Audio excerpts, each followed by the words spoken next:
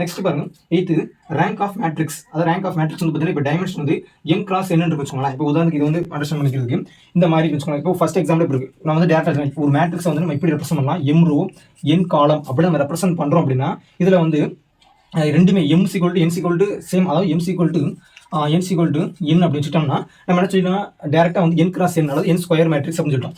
இது வந்து பார்த்தீங்கன்னா இந்த மாதிரி இருக்கு அப்படின்னா இப்போ உதாரணத்துக்கு m வந்து 3 n வந்து 4 அப்படின்னு வச்சுக்கோங்களேன். அப்போ இதுல என்ன இருக்கு பார்த்தீங்கன்னா m லெஸ், அதாவது m வந்து லெஸ் தானா இருக்கு, n விட கம்மியா இருக்கு. அதாவது n வந்து அதிகமா இருக்கு, m கம்மியா இருக்கு. அப்ப என்ன கொடுத்துருக்காங்க பாருங்க, n வந்து அதிகமா இருக்கு. அப்ப n அதிகமா இருக்கும்போது m கம்மியா இருக்கு அப்படின்னா அந்த ரேங்க் எப்படி இருக்கும் பாத்தீங்கன்னா m க்கு ஈக்குவலா இருக்கும் அல்லது அதோட கம்மியா இருக்கும். அப்ப m அப்படிங்கிறது என்னது, இந்த 3. அப்ப ரேங்க் வந்து பாத்தீங்கன்னா ரேங்க் ஆஃப் மேட்ரிக்ஸ் வந்து பாத்தீங்கன்னா இந்த 3x4 மேட்ரிக்ஸ் வந்து பாத்தீங்கன்னா 3 அல்லது அதை விட கம்மியா தான் இருக்கும் ரேங்க். கரெக்டா? சோ அதனால வந்து பாத்தீங்கன்னா இந்த மாதிரி ஒரு டைமென்ஷன் ஃபார்மேட்ல வேற மாதிரி ரெக்டாங்குலர் இருக்கக்கூடிய மேட்ரிக்ஸ் வந்து பாத்தீங்கன்னா அதோட ரேங்க் வந்து பார்த்தீங்கன்னா எது மினிமமா இருக்கோ அதெல்லாம் இருக்கும். அப்போ இன்கேஸ் பாருங்களேன், இப்போ இந்த m கிராஸ் n வந்து பார்த்தீங்கன்னா m அதிகமாக இருக்குன்னு வச்சுக்கோங்களேன். இப்போ 4x3 அப்படிங்கிற ஒரு மேட்ரிக்ஸ் இருக்கு அப்படின்னா இப்போ எது அதிகமாக இருக்கு பார்த்தீங்கன்னா m அதிகமாக இருக்கு. அப்போ n லெஸ் தேன் m. அப்போ m தான் அதிகமாக இருக்கு அப்படின்னா n கம்மியாக இருக்குன்னா மேட்ரிக்ஸ் எதுவாக இருக்குது, அப்போ n இருக்குது, 3 இருக்குது. அப்போ 3 அல்லது அதை விட கம்மியாக தான் இருக்கும். இது ரோ ஆஃப் மேட்ரிக்ஸ் A.